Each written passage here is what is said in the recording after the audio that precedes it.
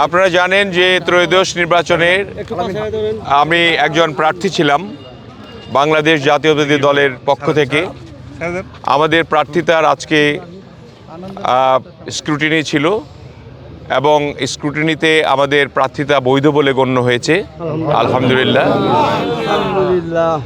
সেই হিসাবে আমি দেওয়ানগঞ্জ বকশীগঞ্জ জামালপুর 1 আসনের একজন জাতীয়তাবাদী দলের বিএনপির প্রার্থী এবং সেই প্রার্থী হিসাবে আমাদের যে ম্যানিফেস্টো রয়েছে সেই ম্যানিফেস্টোগুলি আমরা পালন করতে অঙ্গীকারাবদ্ধ।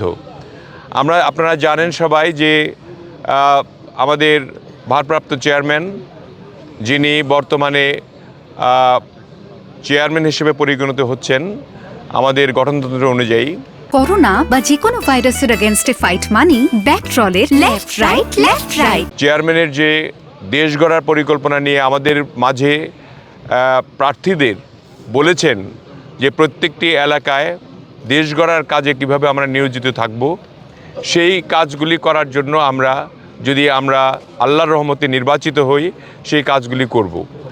এবং আমার সঙ্গে যারা আজকে উপস্থিত হয়ে এই স্ক্রুটিনিতে অংশ নিলেন, আমাদের দেওয়ানগঞ্জ বকশীগঞ্জের সমস্ত নেতৃবৃন্দ এবং আমার প্রস্তাবক সহ আমরা সকলে উপস্থিত ছিলাম। স্ক্রুটিনি সুন্দরভাবেই জেলা প্রশাসক সাহেব করেছেন। 4টি ক্যান্ডিডেট ছিল এখানে, তার মধ্যে 3 জনের বৈধতা তিনি প্রকাশ করেছেন, ঘোষণা করেছেন। আমি মনে করি যে আমি বাংলাদেশ জাতীয়তাবাদী দলের প্রার্থী হিসাবে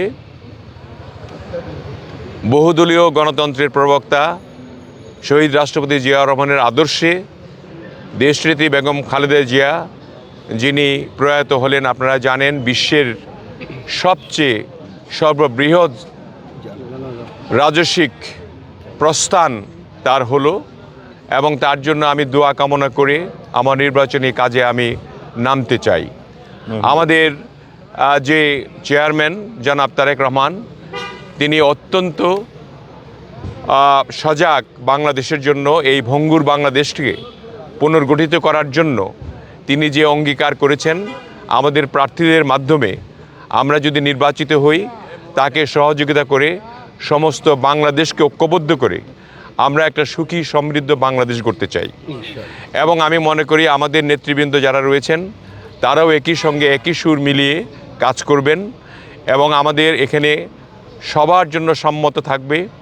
আমাদের মিডিয়া থেকে আরম্ভ করে যত ধরনের আমাদের এখানে অসুবিধাগুলো ফ্যাসিস্ট আমলে ছিল সেগুলি নিরসন করে আমরা দেশ গড়ার কাজে নিজেদেরকে নিয়োজিত করব।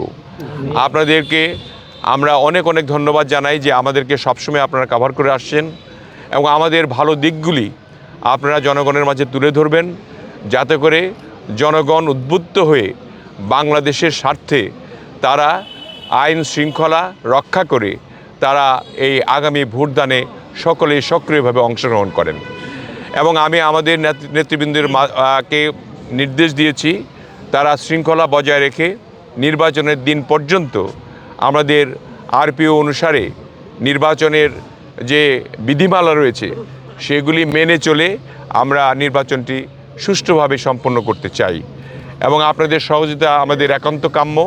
যারা মিডিয়ার ভাইরা আছেন, পত্রিকার ভাইরা আছেন, তারা আমাদেরকে সহযোগিতা করবেন, যাতে করে আমাদের কোনো ভুল ত্রুটি হলে আপনারা ধরিয়ে দিতে পারেন। আমরা শুদ্ধভাবে এই নির্বাচনটি সম্পূর্ণ করে যে আল্লাহর রহমতে যদি নির্বাচিত হই সেই নির্বাচনের মাধ্যমে আমি এই দেওয়ানগঞ্জ বকশীগঞ্জ তথা জামালপুর জেলার উন্নতির জন্য আমার প্রচেষ্টা বজায় রাখব।